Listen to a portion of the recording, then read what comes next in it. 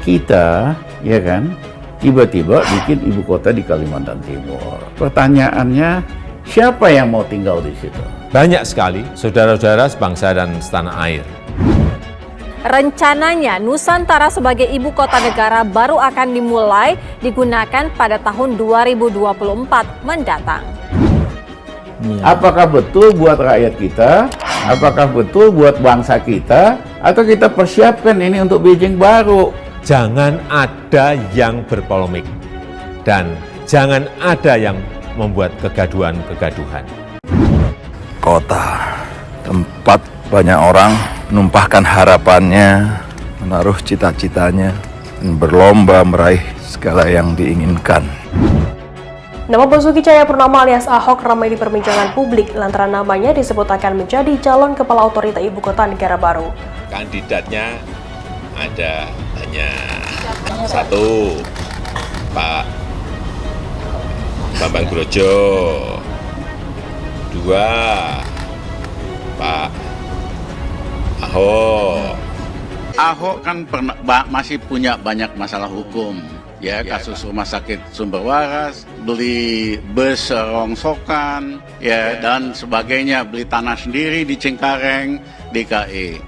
Merek saya ini mau dihancurin, tau nggak?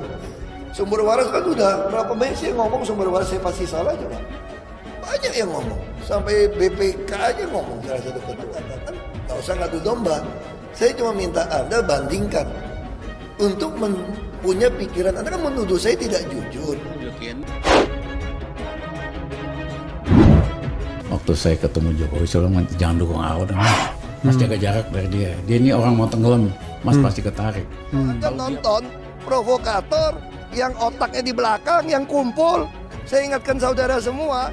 Yang namanya Ahok, cuman dramanya aja yang gede, tapi kemampuan itu betul-betul mengecewakan. Saya. Jangan bolak-balik mau ngadu domba terus. Hari ini Indonesia udah banyak masalah.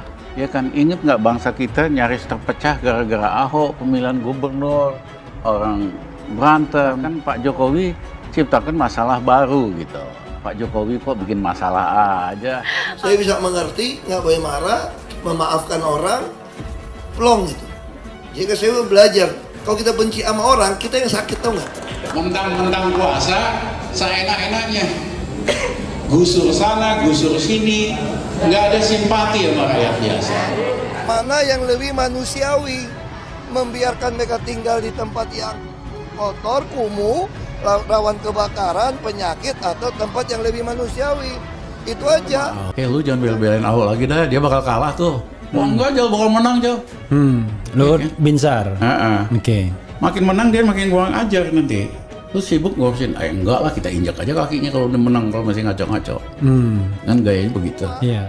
Jangan coba-coba lawan konstitusi di Republik ini. Kalau Anda mau ngancam Ahok, silakan pribadi.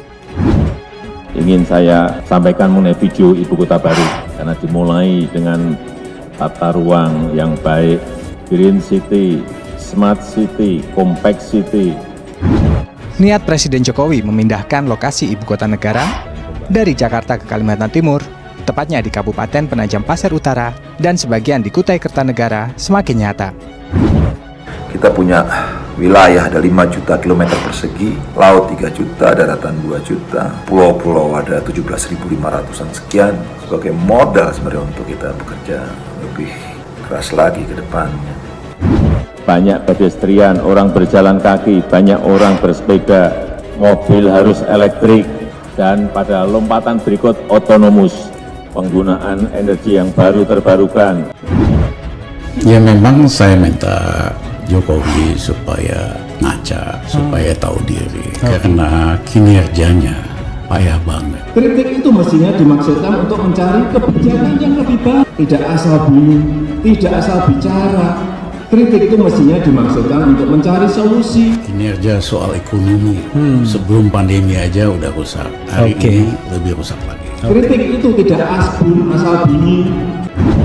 Makanya saya sampaikan kepada Bapak Jokowi, Bapak Presiden, Bapak itu pasti masuk surga. Karena Bapak telah mewujudkan cita-cita dua kepala negara untuk memindahkan, Pak Soekarno dan Pak Soeharto. Ini pemindahan ibu kota ini bukan ujuk-ujuk. tapi melalui kajian-kajian. Dia bukan mengembangkan demokrasi, malah demokrasi jalan mundur. Oke. Kebebasan berekspresi, kebebasan berpendapat, freedom of speech di zaman Jokowi ini sebenarnya mengalami sesuatu yang lebih konstruktif, lebih bagus. Kita bebas bicara dan lain sebagainya. Kita dari dulu, dari muda kan pro demokrasi. Iya. Dia bikin demokrasi mundur. Oke. KKN kembali lagi semangat otoriter. I see. Kalau dulu itu kita mungkin kalau zamannya Pak Harto, sedikit kita berbeda, itu tidak akan ada yang bersuara, tapi langsung dipenjara atau malah dibunuh. Jadi sekali lagi, media sosial ini menyumbang demokrasi tidak menjadi voice, tapi menjadi noise. Yang ketiga, dia gagal untuk melawan gerakan anti korupsi. Oke. Ya, faktanya dia bikin lemah KPK. Nah, selama ini KPK tidak menggunakan tenaga presiden dalam memberantas korupsi, tapi malah merongrong kekuasaan presiden. Ini yang tidak sehat di masa lalu. Gitu. KPK nggak suka pakai data audit, sukanya ngintip. Jadi dianggap ngintip lebih efektif daripada audit. Refli tahu nggak kenapa nama Refli nggak masuk jadi calon presiden? Karena nggak dimasukin. Nggak dimasukin. Gimana masukinnya? Bayar dulu lah. Refli bayarlah 35 miliar. Iya kan?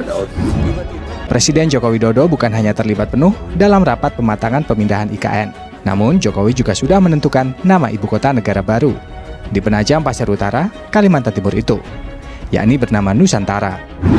Dan saya kira ini sudah disiapkan sangat matang, studinya sudah banyak dilakukan. Saya sangat mendukung. Saya menyarankan ke Presiden, sudah teruskan Pak. Pilihan Presiden Joko Widodo menjadikan Nusantara sebagai nama ibu kota negara baru menuai perdebatan dalam rapat panitia kerja rancangan undang-undang ibu kota negara DPR RI.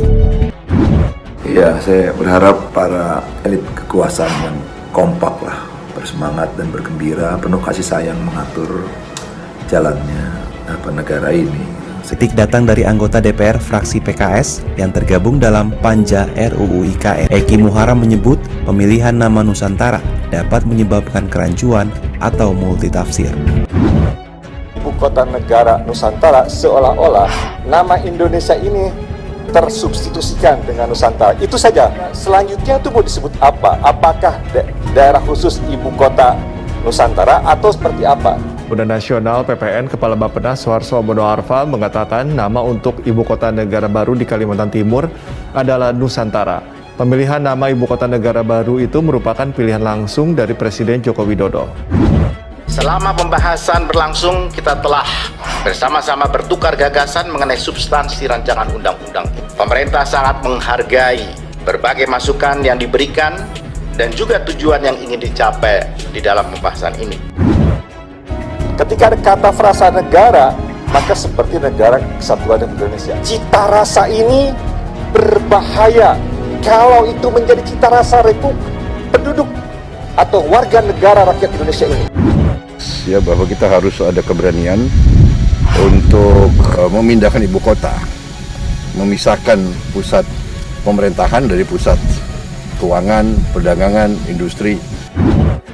Alasan dipilihnya Nusantara karena nama itu sudah dikenal sejak lama, dan yang lebih utama lagi, nama itu ikonik dan di internasional juga mempresentasikan kemanjemukan dan kekayaan budaya bangsa Indonesia. Saya atas nama pemerintah dan masyarakat Kalimantan Timur mengucapkan terima kasih kepada Bapak Presiden yang telah menetapkan titik simpang Sodetan ke arah ibu kota negara yang jaraknya dari jalan tol Balikpapan Samarinda itu hanya sekitar 37 kilo ya, atau paling banyak itu sekitar 41 kilo. Rangkaian kegiatan rapat dengar pendapat umum serta konsultasi publik yang dilakukan telah melibatkan beragam kalangan.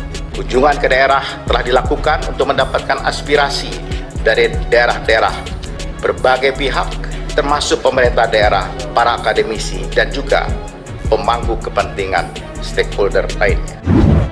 Dan ini kan gudang kebijaksanaan harusnya untuk mengawal Indonesia untuk lebih hebat lagi ke depan. Tapi itu akan hilang semua kalau kita selalu bertengkar. Karena yang kita bicarakan ini kan ibu kota negara, ya, satu simbol negara punya implikasi sangat luas, ya, mulai dari penetapan lokasi Sampai saat ini belum ada kajian pendahuluan sehingga lokasi di Kalimantan Timur itu kita anggap layak menjadi ibu kota. Visi Indonesia ke depan, Indonesia menuju 2045, Indonesia sebagai negara 5 besar di dalam GDP, kemudian bagaimana transformasi peradaban budaya. Dan saya kira ini sudah disiapkan sangat matang, studinya sudah banyak dilakukan. Saya sangat mendukung. Saya menyarankan ke Presiden sudah bahwa teruskan Pak. Dan Menteri PU juga sudah meyakinkan bahwa ini memang persiapannya sudah sangat matang. Dan ini adalah sangat mendukung dan sangat memberikan kecepatan yang tinggi mobilitas masyarakat dari Kota Balikpapan, Samarinda ke arah ibu kota negara. Kalau dukungan pemerintah daerah pasti sudah sangat kami lakukan kepada masyarakat bersama-sama. Dan kawasan ini adalah kawasan hutan dan lahan negara. Jadi tidak ada masalah dengan masalah lahan. Membangunkan saya khususnya dan semua. Kenapa? Karena setelah belakangan ini saya merasa prihatin melihat kondisi kita sebagai bangsa terkesan pecah gitu. Kalau diterus-teruskan wah bahaya benar ya. Karena tidak ada kriteria, tidak ada tahapan-tahapannya, tiba-tiba ditunjuk menjadi lokasi ibu kota. Ini kan kita tidak berempati, rakyat sedang susah tapi pemerintah mau bangun istana di tempat baru. Padahal istana kita di Jakarta ini sangat layak. Kita perlu suatu simbol ibu kota negara yang mempunyai representasi Indonesia di dalam kancah dunia internasional. Nah, jadi Bapak tidak usah khawatir, Bapak masih masuk surga. Karena kalau Bapak bisa memindahkan ibu kota ini, Bapak akan dikenang oleh anak bangsa ini sampai kapanpun sebagai sebuah wujud